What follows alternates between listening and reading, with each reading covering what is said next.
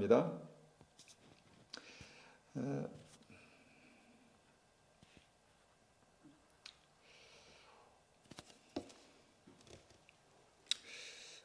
우리가 지난 시간에 사람이 참 약하다라는 제목으로 하나님의 말씀을 나눴습니다. 하나님의 형상을 따라서 완벽하게 지음을 받아도 선악과를 따먹고 망할 수 있는 게 인간입니다. 왕으로 택함을 받고 기름 부으심을 받아도 하나님을 버리고 범죄할 수 있는 게 인간이고요. 예수님의 제자로 부르심을 받고 주님과 동행하며 주님께 배워도 주님을 배신할 수 있는 게 인간이다라는 것입니다. 그래서 인간은 총체적으로 참 약하다라는 것을 우리가 지난 시간에 나눴습니다. 그래서 지난 시간에 주님 주신 결론의 말씀이 무엇입니까? 어떻게 하라는 것입니까? 그래서 순간순간 매 순간마다 하나님을 꼭 붙들라는 것입니다. 매 순간마다 하나님을 의지하라는 것입니다. 또한 두 번째로 사람에게 실망하지 말라 말씀드렸습니다. 사람은 원래 약한 존재입니다. 원래 약합니다. 참 약합니다. 사람에게 뭘 기대하겠습니까? 그런데 우리가 믿음 생활하다 보면 주변에 믿음이 있다라고 하는 사람들 때문에 또 주변에 믿는 사람들 때문에 실망할 일들이 있습니다. 그런데 여러분 그 실망할 일들은요 기도하라고 주신 기회입니다. 사람에게 실망하지 말고요 주님을 온전히 신뢰하시기를 바랍니다. 또 세 번째 말씀이 무엇입니까? 나를 신뢰하지 말라는 것입니다. 약하기 때문에 원래부터 약하기 때문에 나를 신뢰하지 말고요. 특별히 내가 기도하지 않을 때 기도하지 않는 나를 믿지 말라는 것입니다. 우리는 우리 자신이 바른 판단과 생각을 할 수 있다고 그렇게 확신합니다. 믿습니다. 그렇게 말하지 않더라도 그렇게 행동합니다. 그런데 특별히 우리가 기도하지 않을 때 여러분 절대로 우리의 판단과 우리의 의지, 우리의 계획을 신뢰하지 마십시오. 그것은 위험한 일입니다.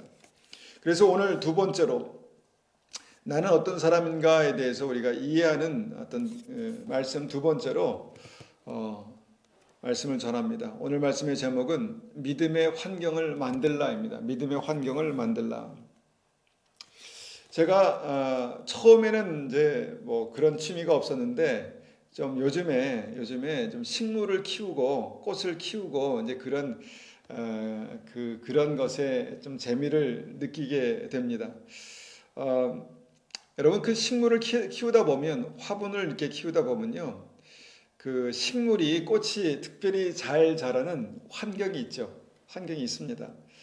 적당한 햇빛과 물과 온도가 되면 아주 그 완벽한 환경이 되면 식물들이 아주 잘 자랍니다. 화초가 잘 자라죠. 저희 거실에는요 화초가 아주 잘 자라는 그런 자리가 있습니다. 이 각 화초마다 그들의 자리가 있습니다. 거기가 두면 그 식물이 아주 잘 되는 어떤 그 포인트가 있습니다. 저희 집에 이제 어떤 누가 주신 그 알로에가 있었습니다. 그래서 거의 비리비리하고 거의 그냥 약한 그 알로에를 저희가 그 자리에 두니까요.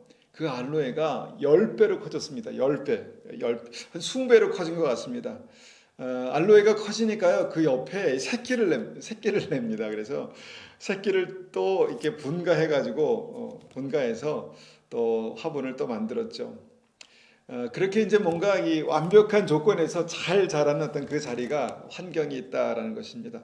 또 그 반대편은요, 저희 집의 반대편은 이 난이 아주 잘 되는 자리가 있습니다. 습도와 온도가 다 그렇게 딱 맞는 것 같습니다. 정말 비실비실하던 난초가요, 벌써 2번이나 꽃을 피우고 아주 이 새끼를 또 쳤습니다. 밑에 나는 위에 줄기에서 새끼를 치더라고요. 그래서 분가를 했습니다. 이렇게 식물들이 잘 자라는 그런 환경이 있다는 것이죠. 그런데 한 2년 전에 작년이군요. 작년에 저희 장모님이 오셔서 이 화초들을 좀 관리해 주셨습니다. 저희 장모님 참 부지런하세요. 부지런하셔가지고 집에 계시면 한시도 몸을 가만히 두지 않으시고 모레도 이렇게 하십니다. 그래서 그 화초에다 물도 주시고 흙도 더해 주시고 어느 날 제가 이제 그 교회 출근했다가 집에 와 보니까 그 화분 몇 개가 이제 창가로 이렇게 옮겨져 있었습니다. 그래서 아마도 빛을 충분히 받고 더 건강하게 자랄 수 있도록 그렇게 두신 것 같았습니다. 그 하나는 이제 양란이고요. 하나는 이제 서양 교회 목사님이 주신 그런 이름 모를 식물이었는데, 근데 그게 말이죠. 이틀 만에 다 말라 거의 죽기 직전까지 갔습니다. 이틀 만에. 한 2, 3일 만에 그렇게 말라서 거의 죽을 직전까지 갔다는 것이죠. 정말 비실비실 죽어가지고 이거 이제 죽겠구나 그런 생각을 했는데 다시 얼른 원래 있던 자리로 옮겨놓고 있던 자리로 옮겨놓고 며칠을 있으니까 한 일주일 있으니까 그게 또 조금 이제 살아나서 지금 이제 1년 정도 지나니까 좀 회복됐습니다. 여러분, 식물이나 동물이나 또 사람이나 다 마찬가지입니다. 건강하게 자라는 환경이 있다는 것이죠. 그걸 오늘 한번 우리가 생각해 보기 원합니다. 여러분, 우리의 영혼육이, 나의 영혼육이 아주 건강하게 살 수 있는, 자랄 수 있는 그런 삶의 환경을 누가 잘할까요? 제가 우리 집에서 키우는 그 식물들에 대해서 오래 키우다 보니까 아는 것처럼 우리를 만드시고 우리를 정말 사랑하시는 그 우리 아버지께서 우리의 최적의 환경을 잘 알지 않으실까요? 우리를 인도하시고 관리하시고 또 우리를 자라게 하시는, 우리에게 물 주시는, 우리에게 따뜻한 생명의 빛을 주시는 그 주님께서 우리의 삶의 최적의 환경을 아신다라는 것입니다. 오늘 이것이 오늘 말씀의 중요한 핵심입니다. 시편 23편 말씀을 보겠습니다. 시편 23편입니다. 시편 23편 1절부터 한번 받들어 읽겠습니다. 1절 23편 1절입니다. 여호와는 나의 목자시니 내게 부족함이 없으리로다. 그가 나를 푸른 풀밭에 누이시며 쉴만한 물가로 인도하시는도다. 내 영혼을 소생시키시고 자기 이름을 위하여 의의 길로 인도하시는도다. 아멘, 아멘입니다. 하나님께서 우리를 인도하십니다. 하나님께서 우리를 푸른 풀밭으로 쉴만한 물가로 인도하십니다. 그리고 그곳에서 내 영혼을 어떻게 하십니까? 소생시키시고 의의 길로 인도하신다라는 것입니다. 여러분, 이 믿음이 우리에게 있습니다. 그런데 문제는요, 어떤 때에는 머리로는 그것을 알겠는데 실제로 내가 삶에서 느끼는 것은 하나님께서 왜 나를 이렇게 방치하시나 이런 생각을 할 때가 있습니다. 하나님께서 왜 나를 방치하실까 이런 생각을 할 때가 있다는 것입니다. 언제입니까? 4절입니다. 4절. 내가 사망의 음침한 골짜기로 다닐지라도 해를 두려워하지 않을 것은 주께서 나와 함께 하심이라. 주의 지팡이와 막대기가 나를 안위하시나이다. 우리의 인생에 사망의 골짜기 같은 음침한 그런 곳을 다닐 때가 있다는 것입니다. 누구의 실수일까, 누구의 잘못일까 생각하지만 우리가 믿음으로 주님과 걷고 있는데도, 우리가 주님을 간절히 사모하고 믿음으로 그렇게 살기 원하는데도 우리의 삶의 어떤 환경이 마치 사망의 음침한 골짜기를 걸어가는 것과 같은 그런 때가 있다라는 것입니다. 내가 느끼기에, 내가 생각하기에 그렇다는 것이죠. 마치 다윗이 사울 왕의 칼을 피해서 도망 다닐 때 정말 그것은 사망의 음침한 골짜기를 다니는 것과 같았을 것입니다. 누구의 잘못입니까? 누구의 잘못도 아니죠. 하나님께서 다윗에게 허락하신 환경입니다. 다윗만 그렇습니까? 야곱이 형 에서의 칼을 피해서 삼촌 라반의 집에 숨어 살 때 얼마나 가슴 저리고 언제 형이 칼을 들고 와서 나를 죽일까라는 두려움에 떨지 않았겠습니까? 요셉이 형들에게 버려져서 보디발의 집에 노예로 있을 때 얼마나 그 삶이 사망의 음침한 골짜기 같았겠습니까? 여기가 바로 사망의 음침한 골짜기라는 것입니다. 우리가 느끼기에 그렇다는 것이죠. 하나님께서 인도하신 환경이지만 아주 열악하고 험악한 그런 환경으로 그렇게 우리에게 느껴진다는 것입니다. 근데 그럴 때에도 우리가 하나님을 신뢰할 수 있을까요? 하나님께서 만드신 환경이라면, 하나님께서 인도하시는 환경이라면 그때도 우리가 주님을 신뢰할 수 있습니다. 왜냐하면 분명히 어떤 목적이 있기 때문에 그렇게 하신다는 것입니다. 주께서 그때도 나와 함께 하시고 나를 주의 지팡이와 막대기로 보호하신다는 것입니다. 나를 세우시고 지키신다는 것입니다. 여러분, 내 앞에 원수를 두실 때가 있습니다. 그래도 주님께서는 그 우리의 삶을 그 원수의 힘으로부터 칼로부터 지키신다라는 것입니다. 다윗에게 사울이 그랬고요. 야곱에게 에서가 그랬습니다. 5절 봅니다. 5절. 주께서 내 원수의 목전에서 내게 상을 차려주시고 기름을 내 머리에 부으셨으니 내 잔이 넘치나이다.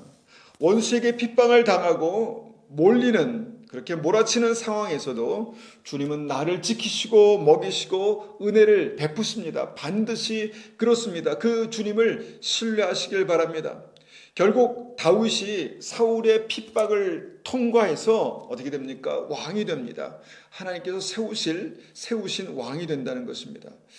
모세가 바로의 칼을 피해서 도망가지만 시간이 지난 후에 하나님께서 그를 다시 바로 앞에 세우신다는 것입니다. 그리고 원수의 목전에서 상을 차려주신다는 것이죠. 이렇게 내가 다 이해는 할 수 없지만, 다 알 수는 없지만 하나님께서 완벽하게 인도하시는 믿음의 최적의 환경이 있다는 것입니다. 그래서 결론이 무엇입니까? 6절입니다. 6절. 내 평생의 선하심과 인자하심이 반드시 나를 따르리니 내가 여호와의 집에 영원히 살리로다.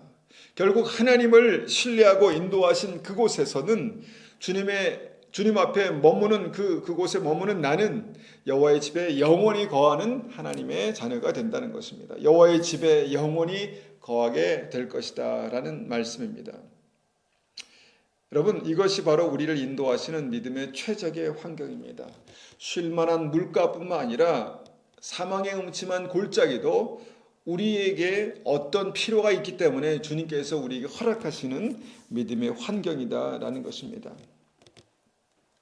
그런데 문제는요, 우리가 쉴만한 물가로 인도하실 때는 감사하고 찬송하며 믿음으로 갈 수 있는데, 사망의 음침한 골짜기를 갈 때는 계속해서 우리가 뭔가를 바꾸려고 한다는 것입니다. 뭔가를 바꾸려고 한다는 것이죠. 그런데 억지로 우리가 이 환경에서 뭔가를 바꾸려 할 때 문제가 생긴다는 것입니다. 내 생각에 맞지 않고 뭔가 내 계획에 맞지 않고 그렇게 되면 내 힘과 의지로 내가 원하는 그런 환경을 만들고 싶어진다는 것입니다. 롯이 그랬죠. 롯이 아브라함과 생업인 목축업에 문제가 생길 때, 분쟁이 생겼을 때 스스로 생각하고 좋은 환경을 선택합니다. 자기 보기에 제일 좋은 환경을 그렇게 만들어 가지요. 근데 결국 그가 만들었던 최고의 환경이라고 생각해서 그가 그렇게 추구했던 그곳이 어디입니까? 그것이 바로 소돔과 고모라였다라는 것을 우리가 잘 알고 있습니다. 여러분, 믿음의 환경은요, 내가 만드는 것이 아닙니다. 믿음의 환경은 전능하신 주님께서, 나를 잘 아시는 주님께서, 나의 형편과 처지를 아시는 주님께서 만들어 가신다는 것입니다. 그래서 그 하나님께서 만드신 환경이 최적의 환경이라고 믿습니다. 그럼 그 환경에서 우리의 믿음은 무엇입니까? 우리의 믿음은요, 우리가 처한 그 환경을 이해하는 것입니다. 어떻게 이해합니까? 기도하며 주님께서 깨닫게 하시는 것이 있습니다. 하나님께서 왜 나를 이렇게 인도하시는지, 왜 나를 주님께서 이곳으로 인도하셨는지 그 환경을 잘 이해하고 또 그 환경에서 주님의 인도하심을 따라가는 것이 믿음이다라는 것입니다. 그리고 그 믿음으로 우리는 달려갈 길을 생명의 길을 달려서 주님의 영광에 이르게 되는 것입니다.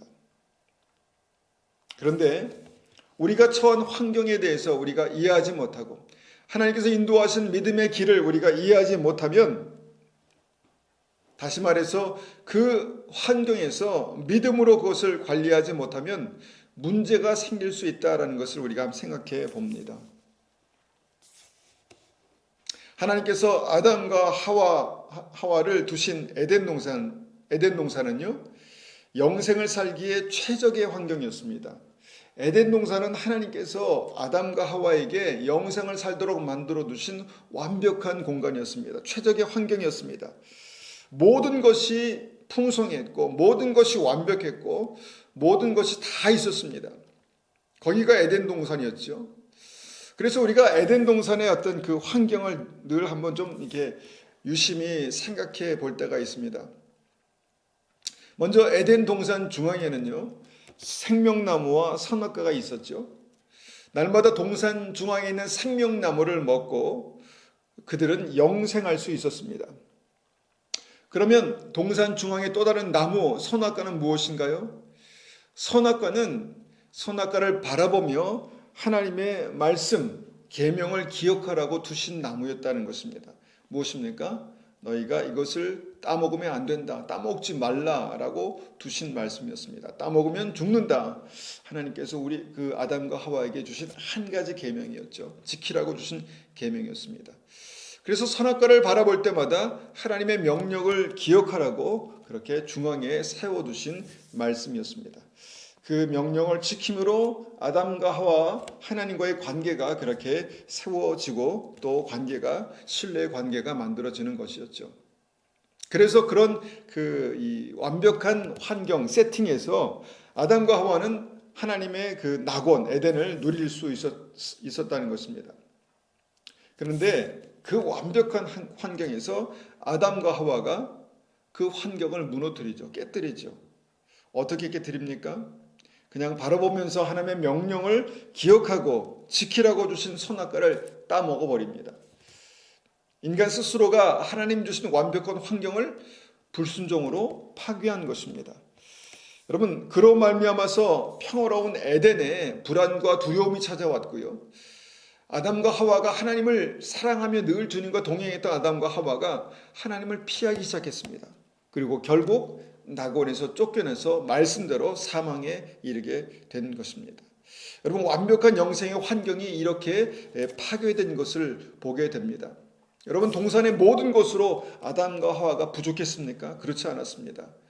그런데 모든 것이 부족함 없는 아담과 하와가 욕심이 생겼습니다. 하지 말라고 주신 한 그 나무 선악과를 따먹고 싶었다는 것이죠. 그래서 욕심에 잉타하여 죄를 낳고 그 죄 때문에 사망이 온 것입니다.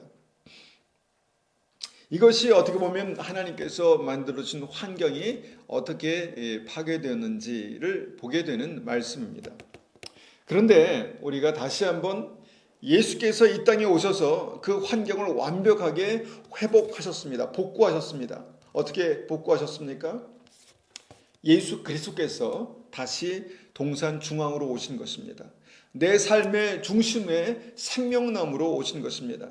누구든지 예수님을 내 삶의 중심의 구주로 영접하고 예수님이 내 삶의 중앙의 생명나무가 되시면 여러분 그 삶의 그 믿음에 구원이 임하는 것입니다. 그리고 또 무엇이 달라졌습니까? 무엇이 달라졌습니까?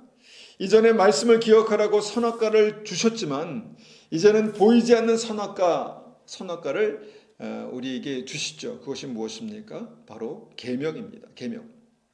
내 삶 중심에 생명나무가 되신 예수님께서 이렇게 말씀하십니다. 요한복음 14장 15절입니다. 요한복음 14장 15절 한번 찾아서 읽어보겠습니다. 요한복음 14장 15절입니다. 14장 15절 15절입니다. 14장 15절 너희가 나를 사랑하면 나의 계명을 지키리라. 단순하지만 명확하지 않습니까? 너희가 나를 사랑하면 나의 계명을 지키리라. 여러분, 계명을 지키면 나를 사랑한다가 아니라 나를 사랑하면 그 사랑하는 동기 때문에 계명을 지키게 될 것이다. 이렇게 말씀하고 있다는 것입니다. 무엇인가 하면 주님께서 지금 그 사랑의 어떤 이 순수한 어떤 그 믿음에 주님을 사랑하는 믿음에 계명을 그렇게 이렇게 연결해서 설명하고 계시는 것입니다. 여러분, 동산 중앙에 생명나무로 오신 예수님께서 선악과를 보이십니다. 그것이 바로 계명이라는 것입니다. 너희가 나를 사랑하면 나의 계명을 지켜라. 하나님께서 정말 아담과 하와에게 주신 그 선악과 계명을 다시 한번 기억하게 되는 말씀이죠. 여러분, 주님을 사랑하는 것이 분명 믿음입니다. 주님을 사랑하는 것이 축복이고 은혜고 그것이 생명을 얻는 믿음입니다. 그럼 주님을 사랑한다는 것이 어떻게 증명됩니까? 사랑합니다. 주님을 사랑합니다라고 그렇게 말하고 그것을 입에 달고 살면 그것으로 충분합니까? 물론 그것도 필요합니다. 그런데 주님의 사랑을 우리가 입으로만 가지고 우리가 사랑을 입으로만 가지고 표현하지 않죠. 삶으로 우리의 사랑을 표현하게 됩니다. 주님의 사랑을 받고 있다라고 우리가 확신하고 감사합니다. 물론 주님의 사랑을 우리가 받고 있습니다. 그리고 그것을 경험하면서 감사하는 것은 너무 귀한 믿음입니다. 그런데 정말 온전한 사랑은 거기서 끝나지 않습니다. 그럼 무엇이 필요합니까? 사랑하면 사랑하는 상대방의 의견, 상대방의 어떤 의견, 생각을 존중한다는 것입니다. 사랑하는 상대방이 그가 원하는 것이 무엇인지를 알고 그렇게 행동하기 시작합니다. 그가 싫어하는 것을 하지 않고 그가 좋아하는 것을 하기 시작합니다. 왜냐하면 사랑하기 때문입니다. 사랑하면 분명히 달라지는 것이 이것입니다. 내가 사랑한다고 말을 하지만 계속해서 그가 사랑하는 사람이 싫어하는 것을 막 행동한다면 그것은 사랑이 아닙니다. 그것은 아주 이기적인 어떤 욕심입니다. 정욕이죠. 그런데 사랑하면 달라집니다. 삶이 달라집니다. 그 삶이 달라지는 것, 그것을 주님께서 계명을 지키는 것이다. 이렇게 말씀하는 것입니다. 주님을 사랑하면 주님의 계명을 지키게 된다. 주님을 사랑하면 하나님께서 나에게 원하시는 것을 지키며 살게 된다는 것입니다. 나를 사랑하시는 하나님께서 우리에게 무리하고 악한 것을 요구하시겠습니까? 그렇지 않습니다. 하나님은 우리를 사랑하시기 때문에 우리를 보호하시고 지키시기 위해서 주신 계명이 있다라는 것입니다.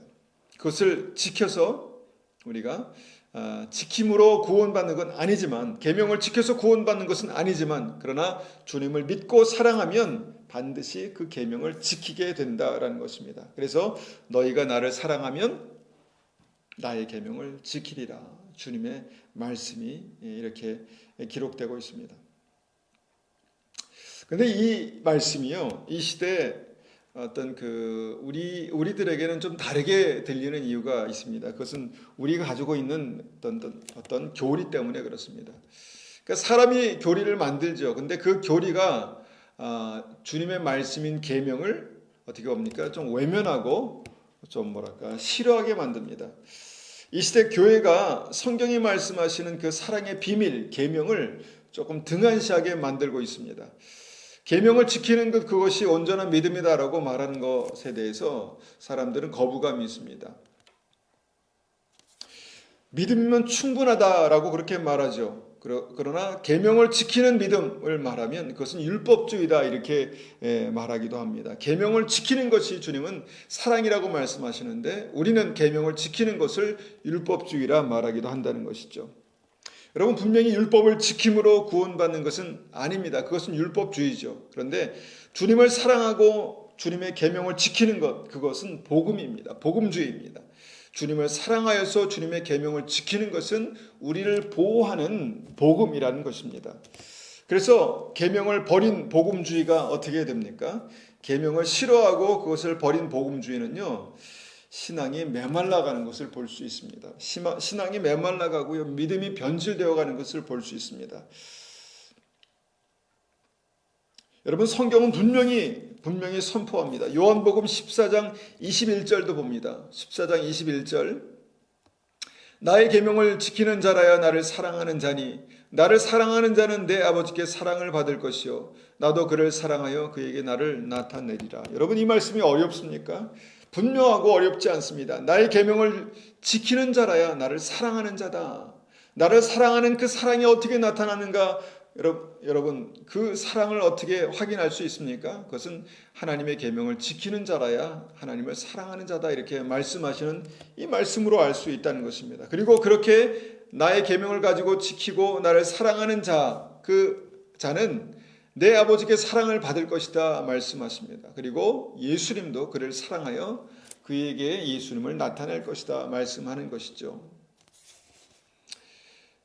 이 말씀을 우리는 이렇게 들어야 합니다. 나는 말로만 사랑하는 믿음 안 믿는다. 주님께서 이렇게 말씀하신 것입니다. 나는 말로만 사랑합니다라고 말하는 믿음 믿지 않는다. 그럼 뭡니까? 나의 계명을 지키는 자를 나를 사랑하는 자로 그렇게 인정하시겠다라는 그런 말씀입니다.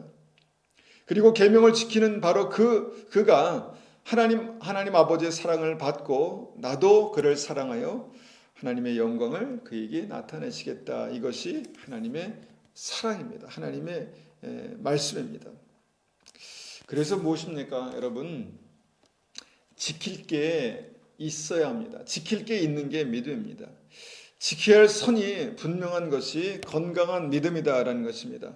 여러분, 이 시대 믿음이 쉽게 병드는 이유는 주변 환경이 변할 때마다 그 믿음의 환경도 따라 변한다는 것입니다. 이 시대 믿음의 환경이 쉽게 망가지는 이유는요, 믿음으로 지켜야 할 선이 그렇게 흐물흐물 없어지기 때문에 그렇습니다. 주님은 분명히 말씀하십니다. 지켜야 할 계명이 있어야 주님의 사랑이 사랑 안에 거하게 된다라는 것이죠. 요한복음 15장 10절에도 이렇게 말씀하십니다.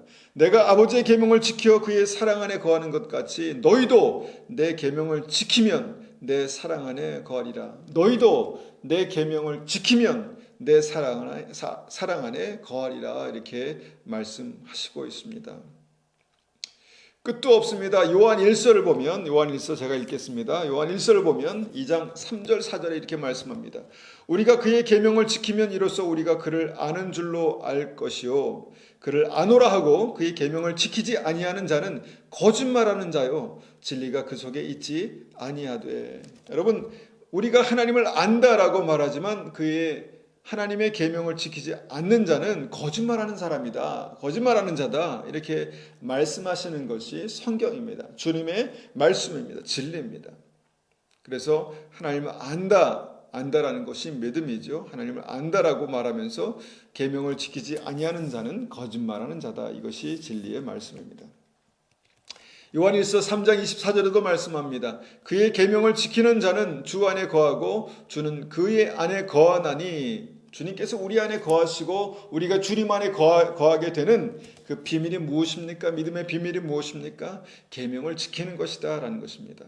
우리에게 주신 성령으로 말미암아 그가 우리 안에 거하시는 줄을 우리가 아느니라. 우리 안에 구원의 보증으로 성령을 주시는데 그것과 관련된 중요한 진리가 무엇입니까? 계명을 지킴으로 주님 안에 거하는 것입니다. 계명을 지키는 것이 주님 안에 거하는 방법입니다. 그래서 어떤 바리새인들이 묻습니다. 그럼 가장 중요한 계명이 무엇입니까? 그때 주님께서 그 계명의 핵심을 마태복음 22장에서 이렇게 요약하시죠. 마태복음 22장 36절입니다. 마태복음 22장 36절. 마태복음 22장 36절입니다. 22장 36절 40절까지 받들어 있습니다. 선생님, 율법 중에서 어느 계명이 크니까? 예수께서 이르시되 내 마음을 다하고 목숨을 다하고 뜻을 다하여 주 너희 하나님을 사랑하라 하셨으니 이것이 크고 첫째 되는 계명이요 둘째도 그와 같으니 내 이웃을 내 자신과 같이 사랑하라 하셨으니 이 두 계명이 온 율법과 선지자의 강령이라. 여러분, 주님의 계명은 분명합니다. 사랑하는 것입니다. 사랑하는 것. 하나님을 사랑하는 것이고 또한 이웃을 사랑하는 것입니다. 사람을 사랑하는 것입니다. 그런데 이 두 계명이 온 선지자와 율법의 강령이다. 가장 중요한 원칙이다. 이렇게 말씀하고 있다는 것이죠. 여러분, 하나님을 사랑하는 방법, 또 사람을 사랑하는 방법 무엇입니까? 우리에게 주신 바로 10계명이 그것입니다. 10계명. 어떻게 하나님을 사랑할 수 있습니까? 제1은 너는 나 외에 다른 신을 두지 말라. 주님께서 말씀하신 것입니다. 이것이 계명입니다. 너는 나 외에 다른 신을 두지 말라. 여러분, 종교다원주의자들이 있습니다. 그들은 하나님도 믿지만 다른 신들도 믿습니다. 하나님도 인정하지만 예수 그리스도로 말미암아 구원을 받는 것을 믿지만 다른 곳에서도 구원이 있다. 이렇게 말하는 사람들, 이 계명을 무시하는 것입니다. 계명을 지키지 않는 것이죠. 하나님을 사랑하는 법을 모르는 것입니다. 제2, 두 번째는 너를 위하여 우상을 만들지 말라. 이 시대에 얼마나 많은 우상이 있습니까? 젊을 때부터, 어릴 때부터 정말 많은 아이들이 좋아하는 아이돌이 있지 않습니까? 아이돌이 무엇입니까? 우상입니다. 우상에 그렇게 훈련되어 가고 있습니다. 젊은 세대가 우상에 훈련되어 가고 있습니다. 어떤 목사님을 만나서 대화 가운데 그런 얘기를 들었습니다. 한국 교회에 젊은이들이 없습니다. 젊은이들의 입에서 그런 얘기를 또 듣습니다. 주변에 믿는 사람 찾아보기 어렵습니다. 너무너무 마음이 안타깝습니다. 그렇다는 것입니다. 우상을 섬기는 세대가 하나님을 잃어버리고 있습니다. 우상을 그렇게 정말 섬기는 세대가 하나님을 잃어버리고 있다는 것입니다. 여러분, 돈이 우상이 되는 시대를 살고 있습니다. 물질 만능, 이전에 쓰던 말이지만 단어지만 지금 이 시대가 그렇습니다. 돈이 우상이 됩니다. 돈이 우상이 되고, 그렇지 않다고 말하지만 여러분, 모든 선택의 우선순위가 무엇입니까? 돈입니다. 돈입니다. 결혼도 돈이고, 행복도 돈이고, 미래도 돈이고, 소망도 돈입니다. 여러분, 이것이 우상을 섬기는 시대가 아니겠습니까? 여러분, 우리 믿는 사람들에게 이 믿음을 지키기 위해서 어떤 선을 주셨죠. 지켜야 할 선. 그것이 바로 11조가 되는 것이죠. 너를 위하여 우상을 만들지 말라. 하나님을 사랑하는 방법입니다. 그런데 그 계명을 무시하고 우리가 하나님을 사랑할 수 없다라는 것이죠. 세 번째, 제3은 너는 너의 하나님 여호와의 이름을 망령되이 일컫지 말라. 나 여호와는 나의 이름을 망령되이 일컫는 자를 죄 없다 하지 아니하리라. 하나님을 가볍게 여기는 시대를 살고 있습니다. 하나님을 가볍게 여기는 시대, 여러분, 믿지 않는 사람은 물론이지만 믿는 사람조차 하나님을 가볍게 생각합니다. 예배를 아주 가볍게 생각하고 하나님, 좋으신 하나님을 알지만 두려운 하나님을 알지 못합니다. 하나님을 가볍게 아는 그런 생각, 하나님을 가볍게 아는 그런 결정을 그렇게 하면서 인생을 살아갑니다. 하나님의 이름이 우리의 삶을 통해서 영광을 받으셔야 되는데, 내가 크리스찬이다라고 말하지만 하나님의 이름이 나의 삶을 통해서 오히려 욕을 당하시는 그런 시대를 살고 있다는 것입니다. 하나님을 사랑하는 방법이 아닙니다. 네 번째, 제4는 안식일을 기억하여 거룩하게 지키라. 주일을 지키는 것입니다. 주일을 거룩하게 지키는 것입니다. 한국은 어제가 주일이었죠. 여기 캐나다는 오늘이 이제 주일인데, 요일의 개념을 말하는 것이 아닙니다. 여기에 어떤 그 동시간대, 동일한 날에 이것을 말하는 것이 아니라는 것이죠. 주님을 위해서 하루를 구별하는 것입니다. 7일 중에 6일은 열심히 일하지만 하루는 주님을 위해서 온전히 구별하라라는 것입니다. 그런데 이 안식일, 거룩한 주일이 사람이 너무너무 요새 바빠지니까 그 주일을 지키기가 어렵습니다. 주일을 구별하기가 어렵다는 것이죠. 여러분, 그 하루를 주님 앞에 온전히 구별하기 위해서는요, 내 삶에 불이익과 손해를 감수하게 됩니다. 그런데 그렇게 하지 않으면 여러분, 이 주일을 지키는 게 정말 어렵습니다. 근데 이것이 하나님을 사랑하는 방법이라는 것이죠. 안식일을 거룩하게 지키라. 자, 다섯 번째는 내 부모를 공경하라. 그러면 너희 하나님 나 여호와가 내게 준 땅에서 내 생명이 길리라. 부모를 공경하는 것도 여러분 계명입니다. 하나님을 사랑하는 방법, 이웃을 사랑하는 방법. 자, 두 가지가 중요한 계명의 핵심이라고 말씀하지 않습니까? 자, 다섯 번째부터 이제 나머지는 이제 사람을 사랑하는 방법에 대해서 말씀하시죠. 그런데 그 첫 번째가 무엇입니까? 내 부모를 공경하라. 부모를 공경하는 것이 우리의 믿음과 관련이 있다는 것입니다. 자, 여섯 번째, 살인하지 말라. 일곱 번째, 간음하지 말라. 여덟 번째, 도둑질하지 말라. 아홉 번째, 내 이웃에 대해서 거짓 증거하지 말라. 또 열 번째는 내 이웃의 것을 탐내지 말라. 여러분, 이 시대의 방송을 보면요, 정말 미움과 분노와 살인과 음란함과 정죄와 비교의식과 열등함을 그렇게 정말 이 방송이 우리 눈과 귀를 통해서 그 씨앗을 뿌려대고 있다라는 생각을 하게 됩니다.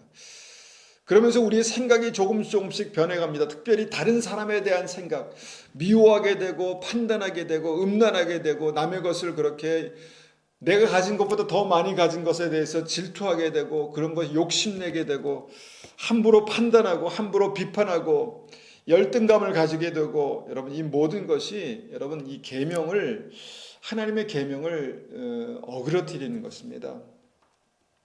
마귀가요, 하나님 주신 계명에 물을 타고 있습니다. 적당히 물을 타고 있습니다. 세상 사람들이 다 그렇게 하니까 믿는 사람도 그렇게 해도 된다라고 생각합니다. 여러분, 하나님 주신 계명에 마귀가 설탕을 뿌리고 있습니다. 계명은 분명합니다. 계명은 너무너무 분명합니다. 그런데 적당히 믿는 것, 적당히 사는 것에 마귀가 그렇게 계명에 설탕을 뿌리고 있습니다. 여러분, 달달한 복음이 많은 사람들에게 환영을 받습니다. 그냥 하나님의 사랑, 하나님의 은혜만 그렇게 우리가 믿고, 또 나를 사랑하시는 하나님, 나를 사랑하시는 내 중심적인 그런 믿음에 집중하게 합니다. 여러분, 이것이 변질된 복음입니다. 변질된 복음. 여러분, 변질된 복음은요, 변질된 계명에서부터 오게 되는 것이죠. 결국 핵심은 마귀가 하나님 주신 계명을 무너뜨리고 있다는 것입니다. 믿음과 계명을 살짝 분리하기 시작하고 믿음에서 하나님의 계명을 빼버리고 있습니다. 그래서 우리가 믿음으로 지켜야 할 선이 없는 이 시대의 신앙을 보게 됩니다. 어쩔 수 없이 그냥 은혜의 하나님이시니까, 사랑의 하나님이시니까 어쩔 수 없이 내가 이렇게 하는 거 다 이해하시겠지. 물론 이해하시죠. 그것 때문에 우리를 당장 벌하시겠습니까? 그런데 하나님의 사랑에서 멀어지는 게 문제입니다. 하나님의 사랑이 식어지는 게 문제라는 것이죠. 그래서 계명이 무너진 이 시대가 위험하다라는 것입니다. 완벽한 낙원 에덴에서도 지켜야 할 계명이 있었던 것처럼 주님께서 회복하신 이 시대에 예수 그리스도의 복음을 가지고 있는 이 시대의 믿음에도 여러분, 계명이 필요하다, 분명히 필요하다라는 생각을 하게 하셔야 합니다. 여러분, 많은 사람들이 하나님의 은혜로 모든 죄의 면죄부를 삼는 시대를 살고 있다라는 생각을 합니다. 계명을 지키라고 말하면 신앙을 구시대의 율법주의라고 그렇게 생각하는 이 시대가 정말 위험한 시대다라는 생각을 하게 됩니다. 교회 안에 믿음의 환경을 망가뜨리는 것입니다. 생명이 잘 자라고 생명이 건강하게 설 수 있는 환경을 망가뜨리는 것이 바로 이것이다라고 볼 수 있습니다. 가정과 개인의 그 에덴 동산이 하나님 주신 완벽한 하나님의 나라가 이것으로 조금씩 무너져 내리고 있다라는 것입니다. 여러분, 우리가 히브리서, 잘 알고 있는 히브리서에서 이것에 대해서 뭐라고 말씀하십니까? 히브리서 6장 4절에서 8절 한번 찾아서 읽어보겠습니다. 히브리서 6장 4절에서 8절.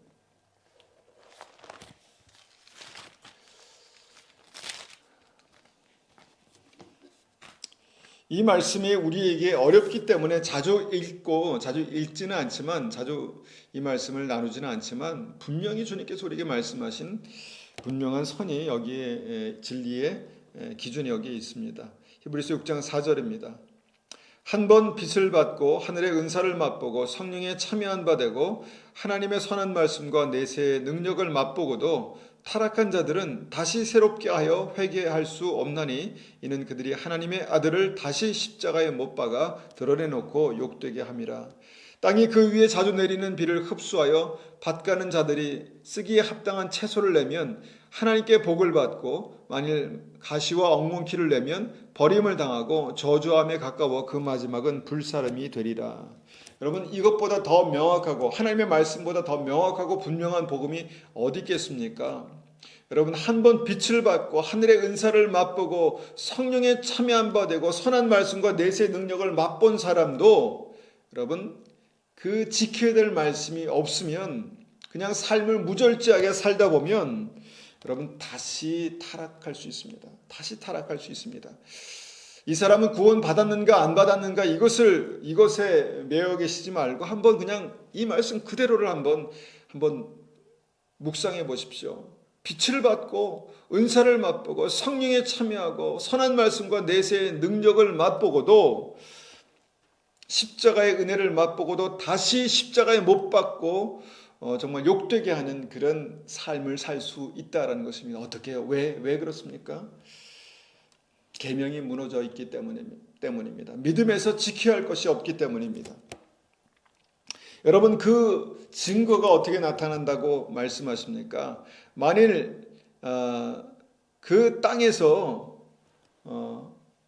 정말 하나님께서 쓰시기에 합당한 채소를 내면 하나님께 복을 받는다 이렇게 말씀하시죠. 그러니까 그 열매가 그 삶의 증거가 되는 것입니다. 그런데 그 땅에 가시와 엉겅퀴를 내면 버림을 당하고 저주함에 가까워 그 마지막은 불사람이 되리라 이렇게 말씀하지 않습니까? 중요한 것은 그 땅에 뭐가 자라고 있는가, 우리의 땅에 뭐가 자라고 있는가, 이것을 주님께서 믿음이다, 이것을 구원이다 라고 말씀하고 있다는 것이죠. 그래서 우리가 이 말씀을 볼 때마다 생각합니다. 은혜를 남용하는 그런 신학에서 여러분 벗어나시기 바랍니다. 말씀 그대로를 믿음으로 붙드시기 바랍니다. 하나님을 더 이상 두려워하지 않는, 하나님을 더 이상 두려워하지 않아도 되는 이 신학에서 여러분 떠나야 합니다. 여러분, 이 잘못된 신앙이 교회와 성도들을 변질시키고 있다라고 믿습니다. 물론 저와 여러분은 모든 죄를 사하시고 정말 능력으로 우리를 깨끗게 하시는 예수 그리스도의 보혈의 능력을 믿습니다. 여러분, 그러나 그 보혈의 능력을 물처럼 남용하고 죄와 피 흘리기까지 싸우지 않는 이 시대의 믿음은요, 정말 위험한 믿음입니다. 왜 그렇습니까? 하나님 앞에서 지켜야 될 계명을 버렸기 때문입니다. 두렵고 떨림으로 이것을 붙들지 않기 때문입니다. 여러분, 제자가 되었다가도 주님을 버린 가룟 유다를 생각해 보십시오. 교회 안에서도 사망의 길을 가는 사대 교인들을 생각해 보십시오. 그래서 우리가 처한 믿음의 환경을 우리가 잘 이해해야 한다는 것입니다. 무조건 은혜, 무조건 사랑이 아닙니다. 여러분, 모든 죄를 사하시고 영생을 주시는 전능하신 하나님의 능력이 우리 안에 역사하지만 우리 삶이 죄의 몸을 반쯤 담그고 죄로 반신욕하면서 입과 머리로만 하나님을 찬송하는 어떤 그런 믿음을 갖고 있다면 정말 위험한 믿음입니다. 왜 그렇습니까? 하나님 주신 지켜야 될 계명을 버렸기 때문입니다. 여러분, 아침에 생명나무 열매를 먹지만 어둠이 찾아오면 다시 선악과를 따먹는 이 시대의 믿음, 그래서 생명나무와 선악과를 번갈아서 그렇게 먹는 이 시대의 믿음은요, 정말 위험한 믿음입니다. 정말 위험한 믿음입니다. 여러분, 이 말씀이 중요한 이유가 무엇입니까? 우리가 주님 앞에 다시 설 날이 점점 가까워지고 있습니다. 여러분, 주님 앞에 서기 전에 우리가 다시 한번 선악과를 바라보면서 하나님을 두려워할 줄 아는 그런 믿음이 회복되어야 한다라고 믿습니다. 그래서 온전한 믿음으로 거룩한 신부로 거듭나야 합니다. 누가복음 12장 5절에 이렇게 말씀하십니다. 마땅히 두려워할 자를 내가 너에게 보이리니 곧 죽인 후에 또한 지옥에 던져 넣을 권세 있는 그를 두려워하라. 내가 참으로 너에게 이르노니 그를 두려워하라. 주님을 두려워하는 것이 믿음입니다. 주님을 두려워하는 자가 누구입니까? 바로 하나님 앞에 내가 지켜야 할 그런 믿음의 믿음의 계명을 붙드는 사람입니다. 여러분, 주님 앞에 믿음으로 지켜야 할 선이 있는, 주님 앞에 지켜야 할 계명이 있는 것이 믿음입니다. 그 계명이 있을 때 우리는 두렵고 떨림으로 구원을 이루어갈 수 있습니다. 여러분, 구약과 신약의 믿음에서 달라진 것이 무엇입니까? 예수 그리스도께서 정말 선을 넘어가서 가망이 없는 믿음을 다시 제자리로 돌려놓으셨습니다. 그래서 한번 선을 넘어 다시 되돌릴 수 없는 이들을 핏값으로 다시 사오셨습니다. 이것이 은혜입니다. 이것이 은혜입니다. 영원한 사망에 거하는 자들을 핏값으로 다시 사오셔서 원래 있던 자리에 되돌려 놓으셨다라는 것입니다. 여러분, 그런 것이 믿음이라고 해서 그 선 자체가 없어진 게 아니라는 것입니다. 그 기준 자체가 없어진 것이 아니라는 것입니다. 분명하게 주님께서 나를 사랑하는 자는 나의 계명을 지킨다 말씀하십니다. 나의 계명을 지킴으로 말미암아 하나님의 사랑 안에 거한다라고 말씀하십니다. 나의 계명을 가지고 지키는 자에게 나를 나타내리라 이렇게 말씀하신다는 것입니다. 그래서 사랑하면 계명을 지켜라. 여러분, 주님의 말씀입니다. 사랑하면 계명을 지켜라.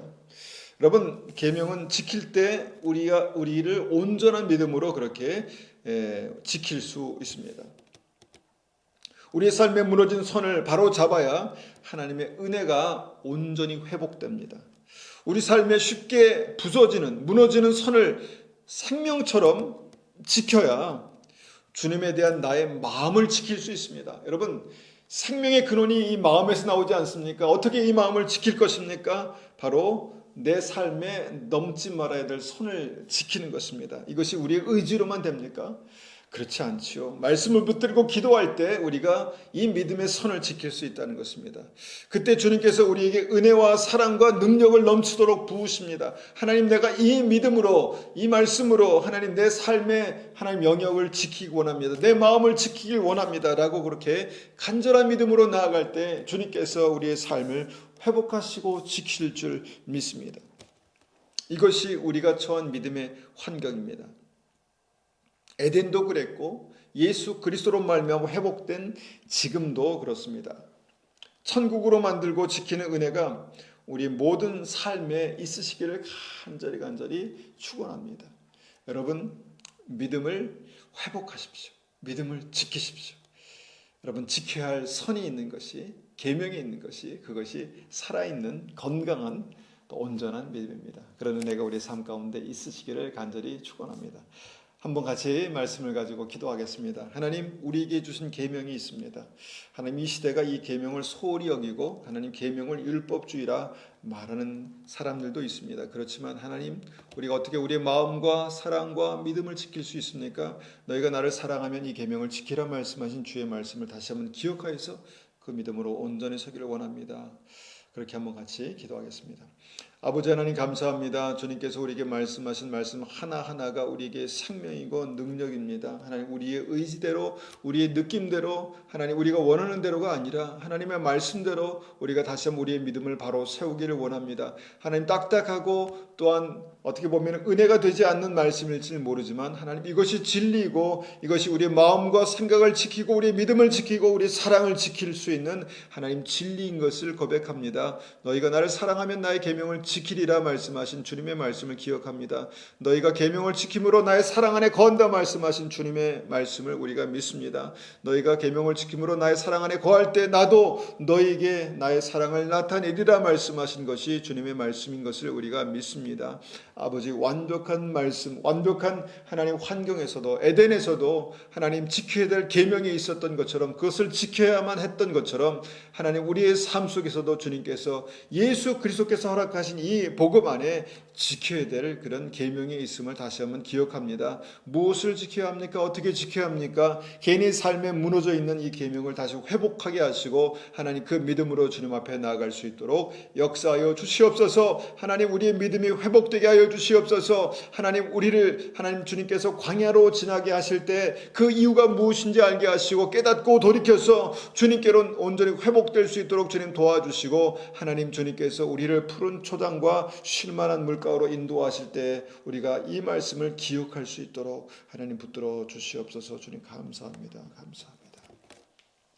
지금은 우리 주 예수 그리스도의 은혜와 하나님 아버지의 극진하신 사랑하심과 성령님의 충만하심과 인도하심이 주님을 사랑함으로 계명을 지키고 이 계명을 지킴으로 말미암아 주의 사랑 안에 거하고 주님께서 영광을 나타내시기 원하시는 우리 믿음의 성도님들 머리 위에, 가정 위에, 교회 위에 지금부터 영원토록 함께 하시기를 축원하옵나이다.